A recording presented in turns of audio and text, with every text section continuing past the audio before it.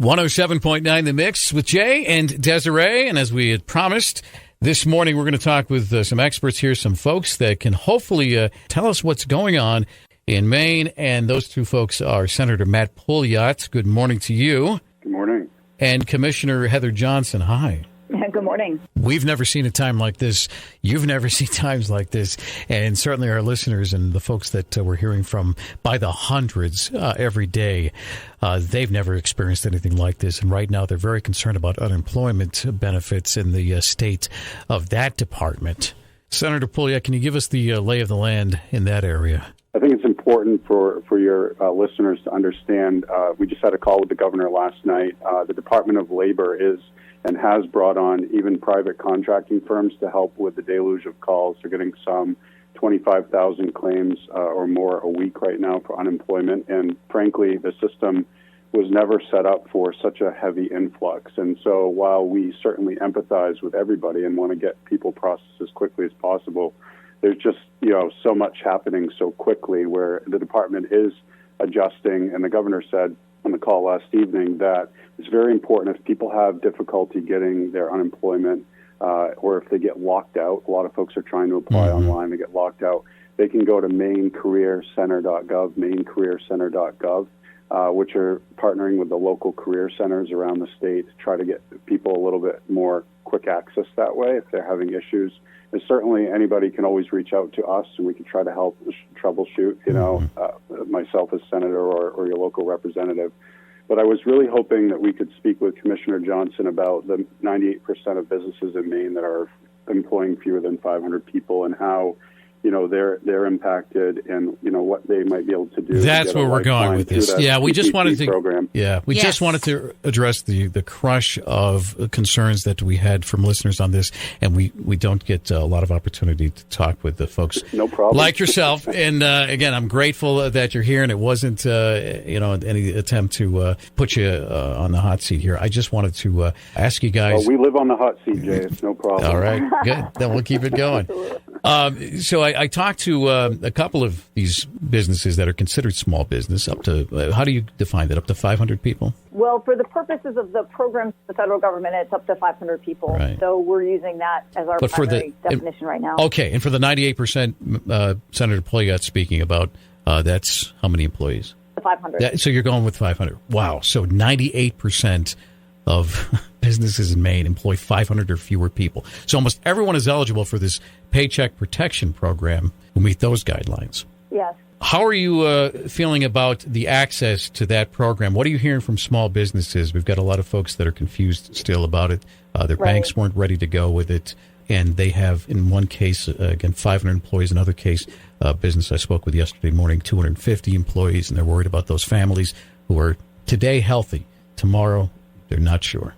Well, first off, we're grateful that they're healthy today. And I think now, our job is to do everything we can to keep them healthy and help protect the business interests that they have. So the payroll protection program is actually an incredibly effective program. Maine banks just really went above and beyond. I talked to banks all weekend. They had staff in Saturdays and Sundays putting in these applications, and we've had kind of an unprecedented amount of loans approved through this program. And the program, what it does is if you can maintain the same number of full-time equivalents as of June 30th that you had as a historical trend, then the loan is forgivable. Right. And so it's an incredibly effective way to help keep your payroll stable, help keep your employees connected to your business, and help the business weather the operating costs that they are seeing right now. And so Maine banks have done a great job, I think, standing this program up. As of yesterday, I hadn't heard of any Maine banks that weren't able to access the program. And again, we've had an unprecedented amount of loans approved already. So the response time has been very quick. Right. There is a new approval process as well that can put kind of capital into businesses in about a 5-day window. So wow. Not only is the approval process quick, because now it's being pushed back even more closely to the business, so to the actual lenders, but the money is actually getting distributed much more quickly as well. Great. So both of those are huge improvements. Desiree's had a question almost every day. Is it out of money yet? Is it out of money yet? we run out of money yet.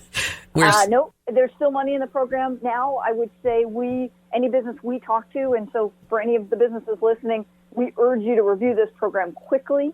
And if it aligns to the needs of your business, to take action as quickly as possible. Not an onerous application. I know a lot of people are always concerned about federal programs and the applications and reporting that goes with them. It's a two-pager, right? To be as onerous as people might naturally tend to think about. So we would encourage you to take action quickly. So what's happening on the 10th? What is open? Who qualifies for this new loan or type or section of this loan on the 10th? So if you think about independent contractors, sole proprietors, people like that are what get opened up on the 10th. Okay. We lost Matt for a moment there, but you're back, right? So people that own I'm back. tattoo parlors or beauticians or hair salons, dog grooming, mechanics, daycare operators. Yeah, daycare operators, many of them qualify now because they have staff and employees. A lot of them will qualify today, but yes, a whole nother line will open up. Does the business owner count as an employee? We're getting questions on the text line. If the business owner takes a salary, they do. There are some stipulations depending on the type of around how much the business. So if the business owner makes more than $100,000, only the first $100,000 will qualify. Yeah, and they have to be on payroll. They can't, as I've talked to accountants and lawyers on this thing, they can't just take it as a distribution from their company. They have to have payroll evidence. They may change that. It's aligned to payroll. Wow. Yeah. So if that's the case, though, there is another program, the emergency loan program. That's what That now the first portion of that is grant funded as well, and so those people would be eligible to apply under that program. That's the and EDIL. That would kind of cover that grant money can cover certain things that would be, I think, helpful to business owners that might be taking earnings distribution as opposed to payroll. Right. People want to know what kind of information they need to have. Business owners, if they're organized, should have no problem.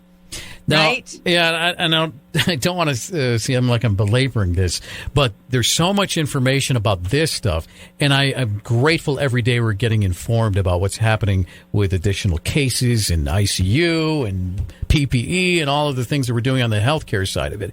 There's just a dearth of information, and we're a music station, and we're talking more about this than I think a lot of talk formatted stations are, because we have so many small businesses. Obviously, as you pointed out, 98% of these folks are considered small businesses. They don't have the answers.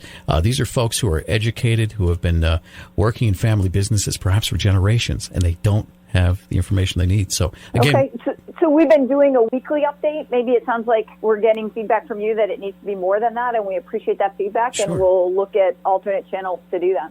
Yeah, every day texts and comments. You wouldn't believe. Of them. Yeah.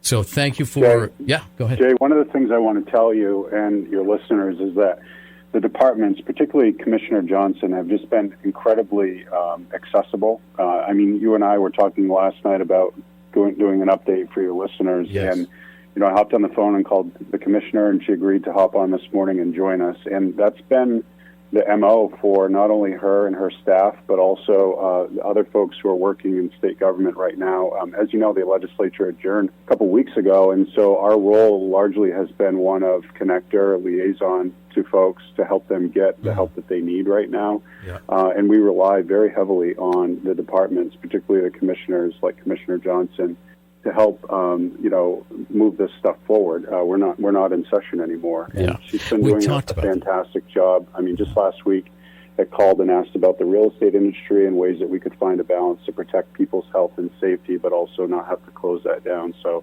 I just want to thank the commissioner for the work that she's doing and being available to help with these issues. It's tremendously beneficial at this time. Yeah, we're grateful for that. And if you are, and I'm sure you are, accessible, let's do this on a regular basis while we get through this thing together. We might be dealing with this for another 2 or 3 months before we see some of these businesses. It depends on the category, right? And this is a question, I guess, for Commissioner Johnson. The rebound. How do you think we're poised, because we're so small business and service oriented here? How do you think it's going to look for the state of Maine versus other places?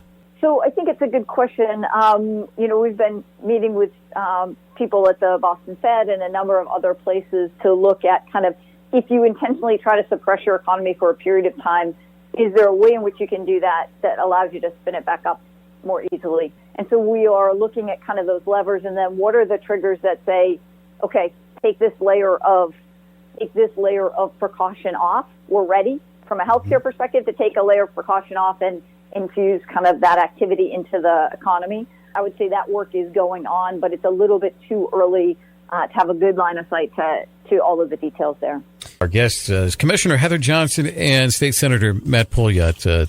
Thank you guys for the time that you made for us this morning, and I'm encouraged to hear that we're going to be able to reach out to some other folks here and get the information that our listeners are desiring here. Businesses that have just a couple of employees, maybe don't use a payroll system. Senator Matt, you were talking about this off the air. So there's a number of folks that are small business owners in the state that maybe don't pay themselves on payroll. So, and we were just chatting about the best course of action really is to go through their local bank to talk about the Economic Injury Disaster Loan Program, which has like a $10,000 grant available. Again, it's best to work through the local bank, or if they have an accountant, locally as well. And we wanted to get some resources from you. Senator Pouliot, you've offered in our other encounters your cell phone, your personal cell phone number to listeners. Are you still willing to do that during this time? Yeah, 207-441-9418, 207-441-9418. 441-9418 for direct access to Senator Matt Pouliot. I'm not going to put Ms. Johnson on the spot for that. She'll hang up on you. She's probably wanted to 5 minutes ago. So what is your contact information, at least email or office phone? Or? So we have a couple of different paths. For business questions, you can email business.answers@maine.gov. and get kind of a personal response to whatever that situation is. Or you can always call 207-624-9805. They can help walk you through what questions there are.